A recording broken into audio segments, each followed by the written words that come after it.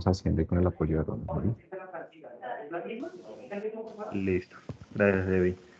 Bueno, buenos días a todos. Entonces, ¿me confirman si ya está si ya está grabando? Si ya les aparece que está grabando. Sí, viejo Ronald, ya veo que Listo. está grabando y ya veo tu pantalla, así que podemos arrancar, gracias. Vale, listo. Nada, entonces este es el segundo capítulo de las capacitaciones. El día de hoy vamos a mirar lo que son mejores prácticas de programación. Entendamos mejores prácticas de programaciones a nivel de codificación del código, ¿vale? Entonces, pues vamos a arrancar. Entonces, primero, pues hacer como una introducción corta de qué es programar, ¿cierto? Entonces, pues en resumen, programar es usar un lenguaje, cual sea, para poder introducir mi código y que el ordenador interprete las instrucciones. Eso es programar, digamos, en resumen. Pero programar bien es diferente, ¿listo? Entonces, programar bien es lograr hacer lo mismo que acabo de decir, pero que tengamos una eficiencia y un entendimiento de nuestro código. O sea, que nuestro código esté estructurado, sea fácil de leer y fácil de entender lo que yo coloqué. Entonces, vuelvo, digamos, a lo que decía ayer, que si nosotros dejamos de trabajar un código por una semana, 2 semanas, lo podamos leer y entender y no nos toque volver a revisar qué era lo que hacía esta función, qué era lo que hacía esta línea, sino que con solo la lectura del código y con la buena estructuración del código me sea fácil entender y comprender lo que está ejecutando ese bloque de código o el código pues en general. Entonces, ¿qué son las buenas prácticas para este sentido? Entonces, pues las buenas prácticas en programación pues son un conjunto de recursos que nosotros usamos para implementar en nuestro código para que este se vuelva más fácil, como digo, de entender, de interpretar, sea más fácil desarrollar, porque lo mismo, si necesitamos hacer algún mantenimiento sobre nuestro código y nos es más fácil entender lo que está ahí, nos es más fácil construir a partir de eso y no nos toca dedicar parte de nuestro tiempo a revisar qué era lo que estaba montado. Entonces, pues eso nos ayuda a que sea más fácil de mantener el código y pues que podamos hacer despliegues de manera más rápida y eficiente. Entonces, para tener en cuenta en cuanto a las mejores prácticas, estos son como los 7 puntos que vamos a tocar. Podrían haber muchas más, digamos, ya de mejores prácticas a nivel de manejo de grupo y demás, pero aquí nos vamos propiamente con el código, ¿listo? Entonces, primero a tener en cuenta las convenciones de nomenclaturas de las variables. Ahorita voy a ir más al detalle. Convenciones de nomenclatura de clases y funciones. Comentarios, esto es a nivel de documentación sobre el código, que también lo voy a abordar más al detalle más adelante. La distribución de las líneas de código, entonces los segmentos de las funciones, la parte del tabulador. Nosotros trabajamos con Python, ¿cierto? La mayoría aquí.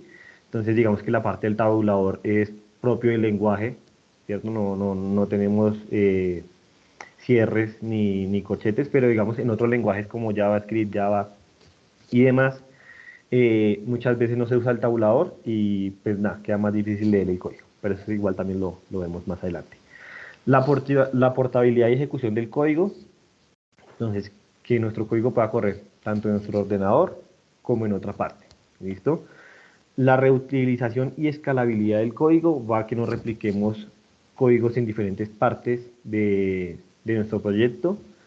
Y las pruebas unit testing, que son las pruebas unitarias, esta tarea digamos, es un poco engorrosa en comparación con las demás, porque es programar sobre lo programado, ¿no? Entonces las pruebas unitarias es coger mi bloque de código y programarle una prueba.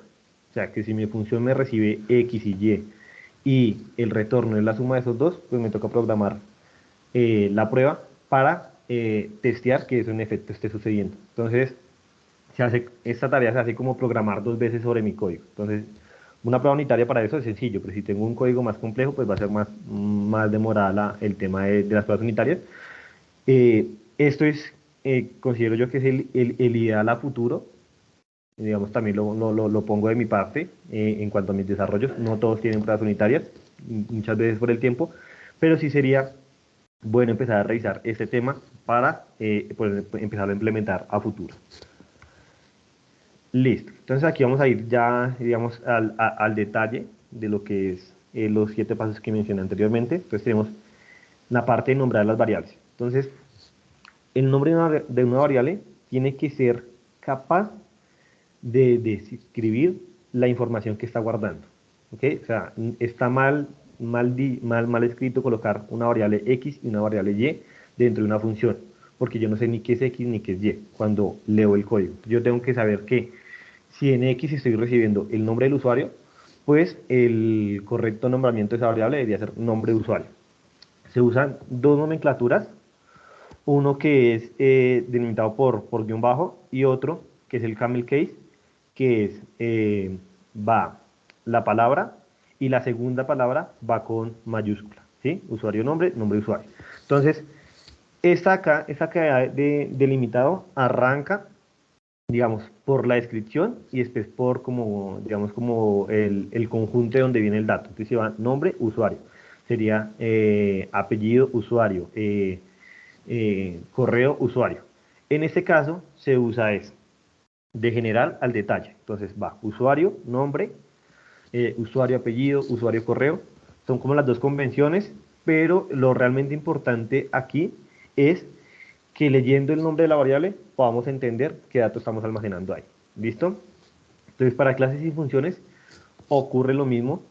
Una función y una clase tiene que ser capaz de decirme qué es, o sea, la función que me está ejecutando y la clase que está almacenando. Entonces, en el caso de la función, el nombre de la función tiene que ir más enfocado es al retorno o, o a la finalidad de la función. Entonces, por ejemplo, tenemos una función un código que me calcula el diámetro. Entonces, el correcto nombramiento de esa función debería ser diámetro, ¿sí?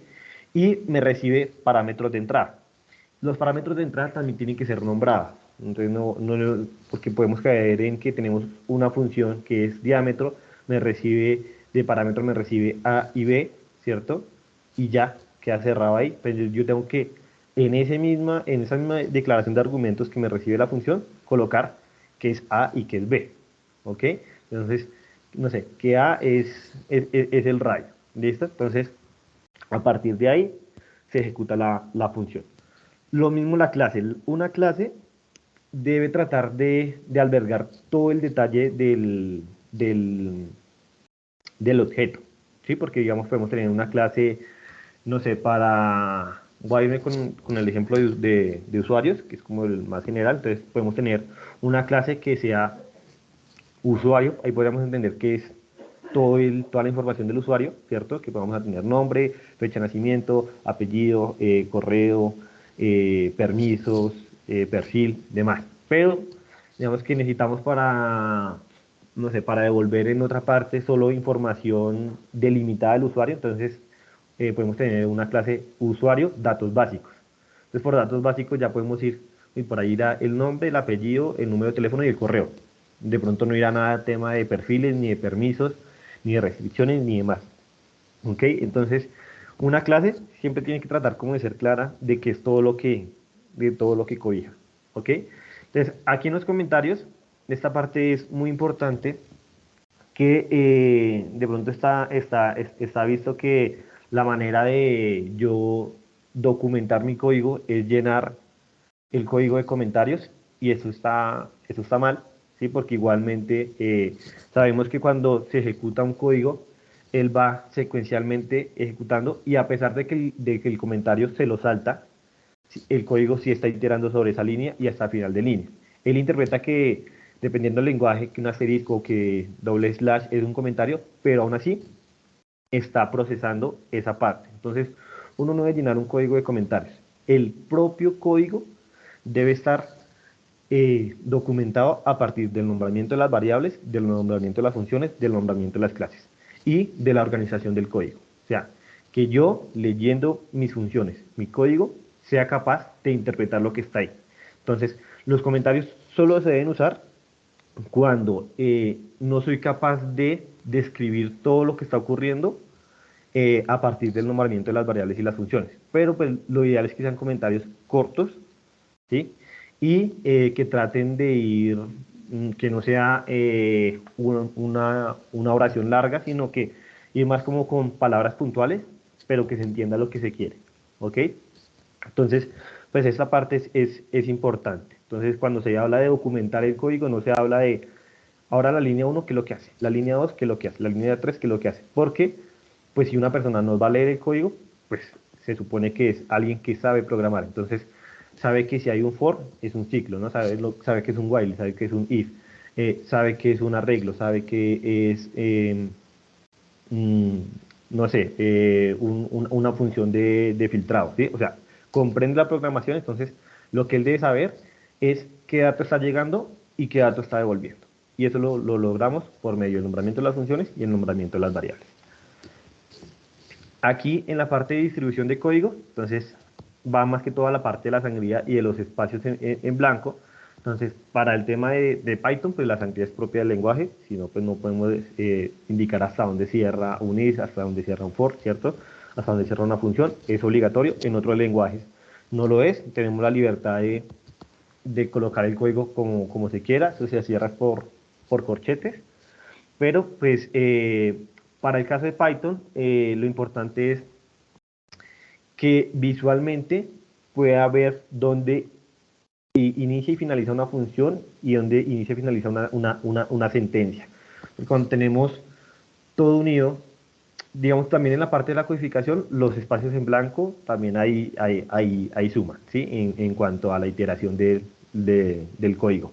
Pero cuando un código es muy grande, ¿sí? De entrada, digamos, para poderlo leer, lo ideal es que esté separado, ¿sí? O sea, que podamos identificar por bloques de código dentro del mismo archivo que está ejecutando arriba, que está ejecutando abajo. ¿Sí? No tener como todo junto. Eso, digamos, lo podríamos hacer para, digamos, tener en cuenta para Python y para los demás lenguajes, pues el uso correcto de la sangría.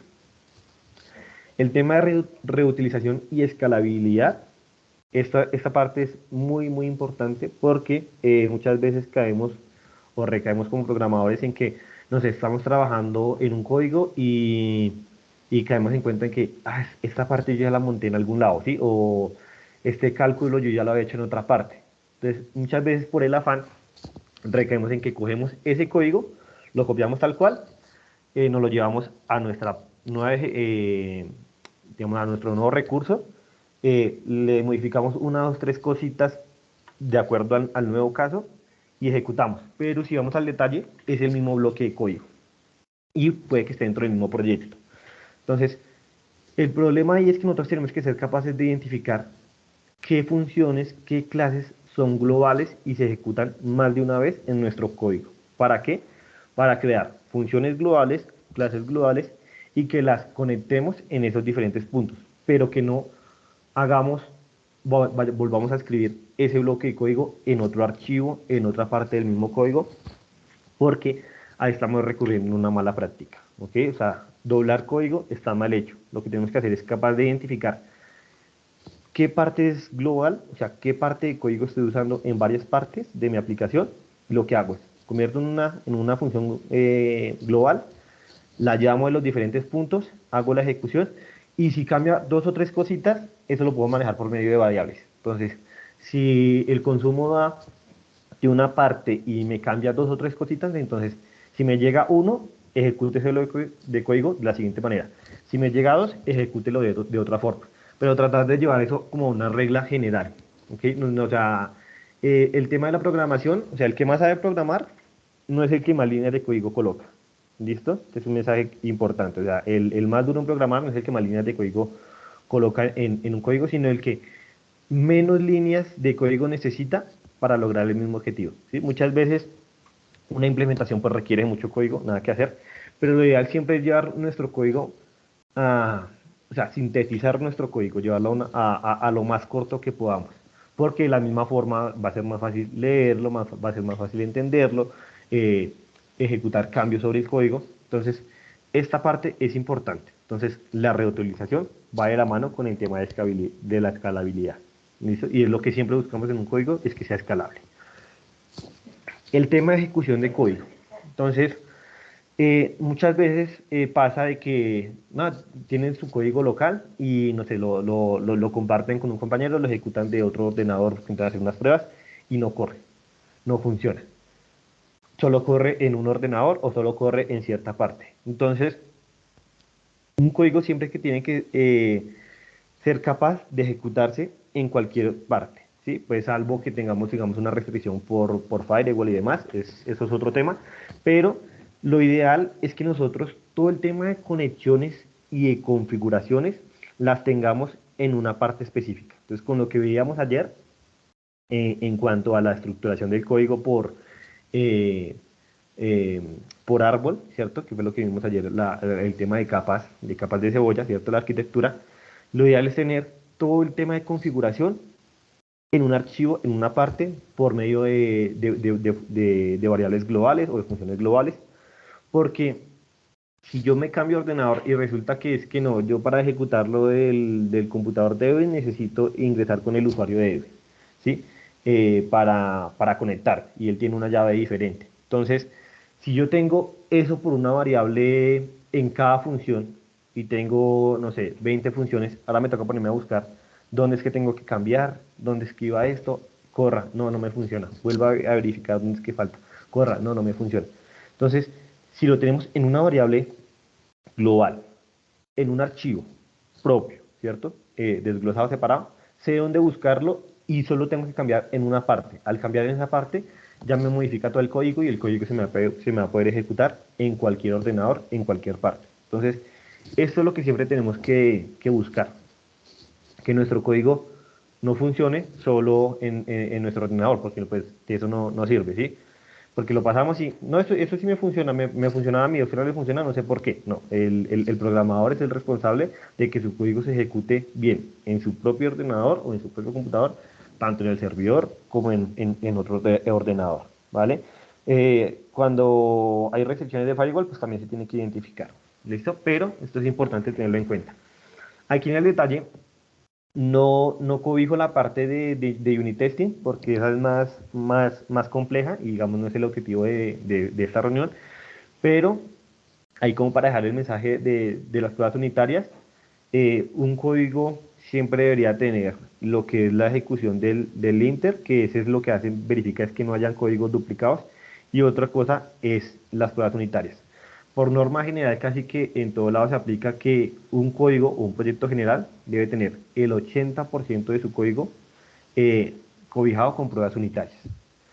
Las pruebas unitarias garantizan de que en efecto las funciones que se estén usando y que estén funcionando como deben funcionar. Entonces, lo recomendable siempre es trabajar por arriba del 80% en cuanto a cobertura de código. ¿Listo? Esto es algo que pues, se implementará más adelante y pues que llevará sus retos, porque como les decía, es programar sobre lo programado y pues eso quita un poco de tiempo. Aquí otras recomendaciones generales. Si vemos lo que he atacado anteriormente, aplica para cualquier lenguaje de programación, lo mismo que el día de ayer, y esto pues igual. Entonces, otras recomendaciones en usar símbolos ASIC, que es pues, lo que son tildes, ñes, ¿cierto? Esto lo ideal no es usarlo en código. O sea, recordemos que pues el código es casi que propio, o sea, se depura con caracteres de Estados Unidos, ¿cierto? Lo ideal no es trabajar con esto porque muchas veces esto pues genera conflictos dentro del código. O actualizamos la versión de alguna parte y si tenemos, no se soportan esos caracteres y genera error, entonces pues a tener como en cuenta. El código siempre debe correr secuencialmente, ¿sí? Para hacer más fácil su lectura. Entonces, si yo tengo, si mi código arranca con una función general, ¿cierto? Lo tengo no sé, en la línea 2 y 3. Dentro de esa función llamo otra función, ¿cierto? Y resulta que esa función está en la línea 500. Ahora en esa línea 500 ejecuto otra función y esa función ahora está en la línea 20. Entonces, si ven, ese salto de líneas entre ejecución de funciones hace difícil que sea que sea posible como leer el código, ¿sí? Porque me toca estar subiendo y bajando, subiendo y bajando. Ahora esto para dónde agarrar, para acá. Ahora esto para dónde agarrar, para acá. Entonces lo ideal es que el código esté escrito de manera secuencial. Entonces va lo primero, lo segundo, lo tercero. Si lo tercero se ejecuta también lo primero, pues nada. Si va en el segundo, pues va en ese orden, ¿sí?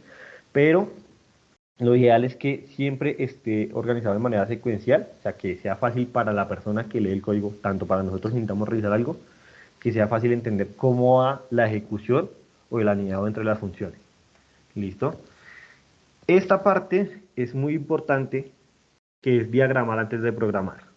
O sea, no significa que armen un archivo Word y que especifiquen lo que van a armar, por lo menos tener la costumbre de tener un cuaderno, ¿cierto? Y poder diagramar no es hacer algo grande, sino poder decir, ok, o sea, me toca hacer una función que me traiga el volumen y el área de un cuadrado. Entonces, ¿qué debería hacer? Entonces, primero debería tener una función que me ejecute esa función me debería pedir estos argumentos, me debería retornar, debería hacer esta operación. ¿Sí me entienden? O sea, lo que deberían hacer es poder, antes de poner a programar, poder ser capaces de, aunque sea, armar un paso a paso de lo que ustedes deberían lograr con su función. Y eso les ayuda a mejorar digamos, la fluidez en la programación, porque muchas veces uno puede tener la idea en la cabeza, arranca, se distrae, lo ocupan en otra cosa, lo llamaron para soporte, llamaron a una reunión y vuelve. ¿Y en qué es lo que estaba? Pues me toca volver a revisar. ¿Esto cómo es que era? Y puede que la idea se le pierda. Entonces, para tener un mejor orden en el momento de programar, lo ideal es eso, tener un cuadernito, vale, paso 1, debería tener una función, o paso 2, debería tener tres funciones, y ahí mismo, sin ni siquiera programar, ya se van dando cuenta de errores o de mejores maneras de armar el código. Entonces, no, esto mejor lo parto en dos funciones, porque con esto tengo esto y con esto tengo otra cosa, y esto me serviría para lo demás. Y van diagramando, y después ya es ponerse manos a la obra a programar, o sea, a plasmar eso que tienen en el diagrama, a colocarlo en código. Entonces, esto sí es bastante importante. ¿Listo? El tipado de variables es algo que también que se debe implementar independientemente del idioma. O sea, hay lenguajes de programación que son fuertemente tipados y hay otros que no. Por lo menos Java es un lenguaje fuertemente tipado, TypeScript, que es el tipado de JavaScript, fuertemente tipado, y así tenemos varios. Hay otros que son más, por lo menos Python, ustedes pueden colocar x igual a 1, y ahí automáticamente el lenguaje interpreta que x es un entero, ¿cierto? Pero independientemente el lenguaje me obligue o no a tipar una variable, debo tipar las variables, ¿sí? O sea que si X va a ser un arreglo, colocar que es un arreglo. ¿Listo? Porque esto también nos ayuda a leer de mejor manera el lenguaje. Y también lo que pasa es que varias actualizaciones en varios lenguajes como que van llevando a eso, ¿sí? O sea, por ejemplo, les comento en algo que tuve con Angular en TypeScript, en el proyecto Nueva Fábrica, dentro de las versiones de Angular, a medida que va actualizándose Angular, se va actualizando con la versión de TypeScript. Y TypeScript cada vez se va poniendo más pesado con el tema del tipado, ¿sí? O sea, antes en los formularios no pedía tipar los formularios, ahora los pide. Entonces, si yo ya tenía implementado unos formularios y actualizo mi Angular, me toca ahora ponerme a todos los formularios a tiparlos. Entonces se vuelve cansón. Si uno se hace la buena práctica de tener tipado todo, puede que vayan actualizaciones, como puede que no, pero si las hay, no van a haber conflictos y pues lo mismo, también va a ser más fácil saber qué datos estoy recibiendo, qué datos estoy enviando y también, si me falla esta función es porque yo tenía que mandar era un string, no, tenía que mandar era un entero. ¿Listo? Entonces, tipar todas las variables. Partir el código por múltiples funciones. Esto también es importante. Muchas veces tenemos una función de 50 líneas, una función de 100 líneas. Y si uno se pone a revisar ese código, dentro de esa parte hay, o sea, uno puede identificar múltiples funciones, que me es más fácil tener partido, en vez de tener una función de 50 líneas, tener, no sé, 5 funciones, cada una de 10 líneas, pues, eso varía de acuerdo al caso, pero si tengo una función general que me ejecuta la función 1 y el retorno de esa función me condiciona a la función 2, el retorno es la función 3, me es más fácil leer el código porque yo digo, se ejecuta esta parte, esto me calcula la altura, voy allá, la calculo bien, listo con la altura, ahora voy a calcular, no sé, una diagonal, demás, pero lo ideal es partirlo por bloques pequeños, porque así mismo va a ser más fácil identificar los errores. No, que está fallando este código, me está arrojando error cuando mando un cero y van y miran que no sé, hace falta que una condicional de que si recibe un cero no se ejecute, pero eso me está fallando, no sé, estoy ejecutando una función y me lo estoy colocando debajo y pues sabemos que eso va indeterminado y falló. Entonces, esas cosas son más fáciles de identificar cuando yo tengo el código partido, o sea, por múltiples funciones, porque si yo arranco de un bloque grande, me es más difícil poderlo corregir, poderlo leer, que es aquí, o sea, todas estas buenas prácticas van enfocadas a que sea fácil la comprensión de lo que he escrito. Esta es otra, bueno, sacar provecho de las funciones propias del lenguaje. Entonces, hay lenguajes que tienen funciones propias, o sea, que me ejecutan una sentencia más fácil apoyándome en sus propias funciones, porque ya el lenguaje está programado, está diseñado de tal manera de que esas funciones ya están indexadas y funciona más rápido. Entonces, una función, bueno, un ciclo ya sabemos que es un for y tenemos un if, ¿cierto? O sea, podemos hacer, si necesitamos hacer un for sobre un arreglo y meter una condicional de que si el ID es mayor a 4 me lo devuelva en otro arreglo, lo podemos colocar en varias líneas de código, se ejecuta bien. Pero si nuestro lenguaje de programación tiene una función de filtrado, primero va a ser más fácil, más corto el código y segundo se va a ejecutar mejor porque se indexa automáticamente porque son funciones propias del lenguaje. Entonces hay muchos lenguajes que tienen eso, que ya uno como que se acostumbra a trabajar de cierta manera, ¿cierto? O sea, se engancha uno con lo que uno sabe y no se aprovecha, no aprovecha de esas funciones. Entonces hay cosas que son más sencillas de hacer apoyándose en el lenguaje. Por ejemplo, digamos como Postgres. Postgres tiene funciones para poder ejecutar cruces cartográficos, por lo menos digamos MySQL no. Entonces, hay lenguajes que tienen herramientas propias del lenguaje que sería bueno identificar de acuerdo a lo que estemos haciendo para hacer más fácil su implementación. Entonces, esto es más que todo uno como documentarse el lenguaje que uno está usando y la implementación que uno vaya a hacer, empezarse a documentar y a sacarle provecho a eso. Este que es un punto importante, que esto lo vamos a ver más a detalle mañana, pero igual está dentro de las recomendaciones de buenas prácticas y es el versionamiento del código. ¿Listo? Aquí no voy a ampliar mayor tema porque esto lo revisamos el día de mañana.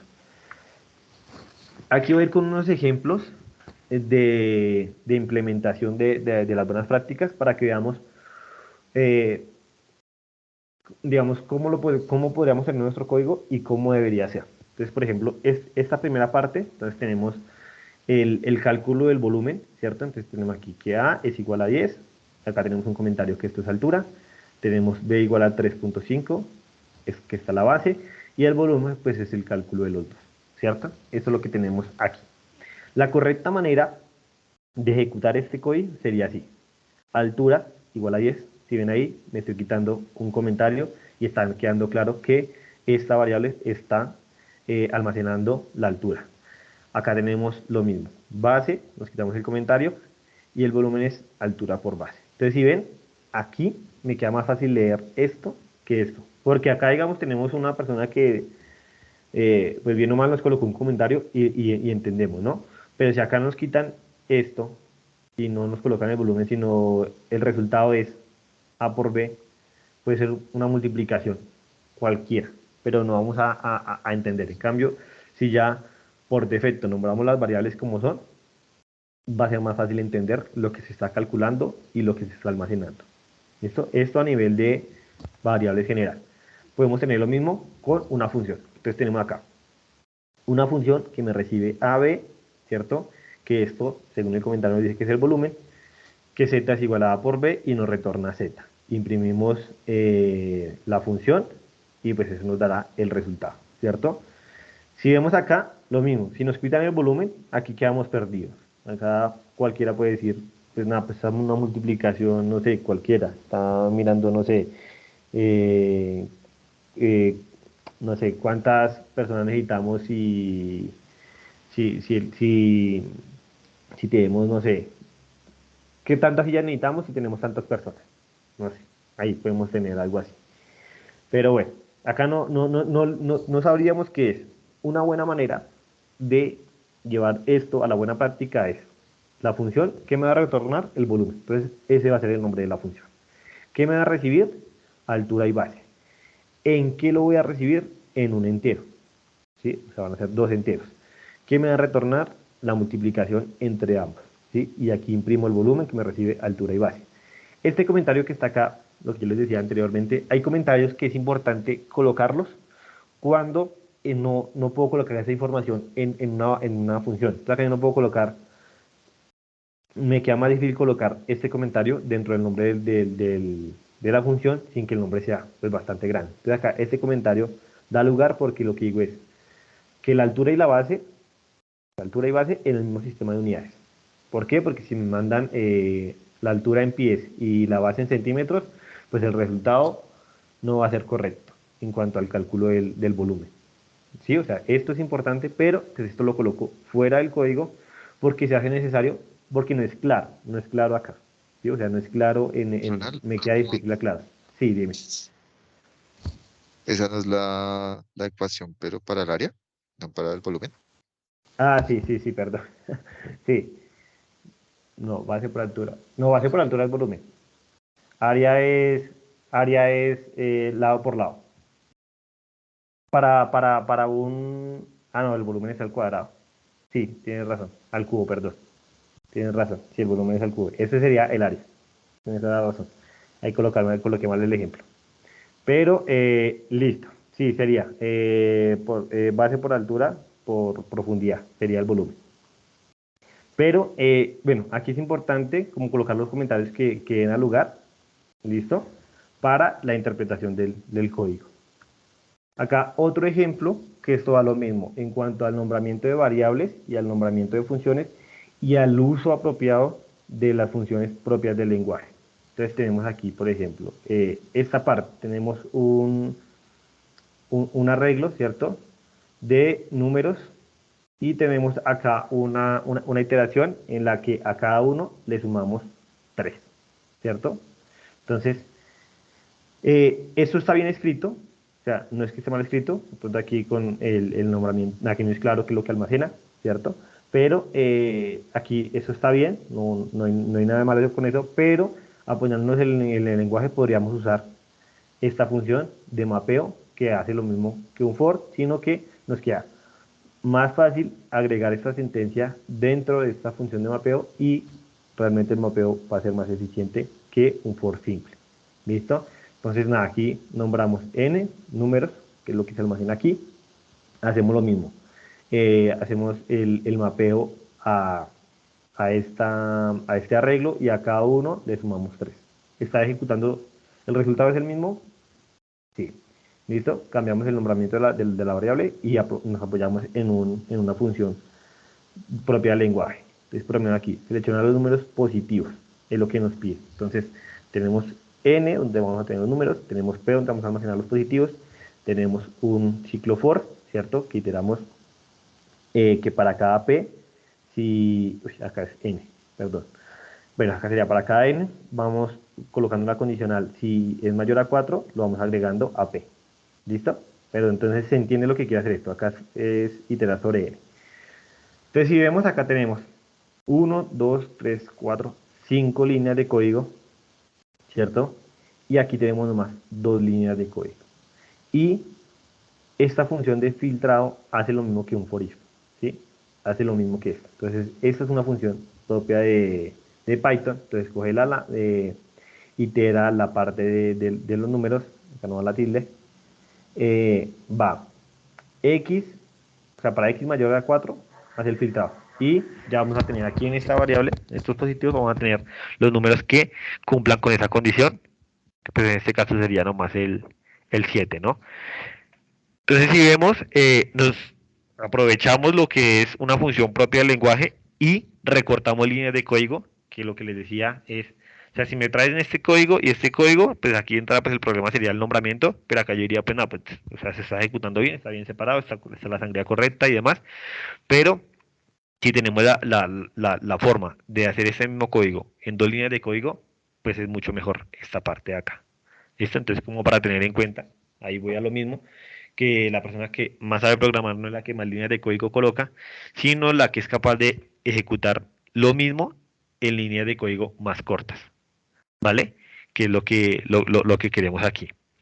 Entonces, nada, con esos ejemplos, digamos, de ahí como por cerrar la presentación. No sé si tengan alguna duda, alguna pregunta sobre lo que revisamos, alguna aclaración o de pronto algún aporte que tengan ustedes dentro de las buenas prácticas que ejecutan en su código, que digan, yo hago esto y esto me facilita tener el código de la siguiente manera y sería bueno que lo implementáramos todos. No sé si tengan algo como que agregar.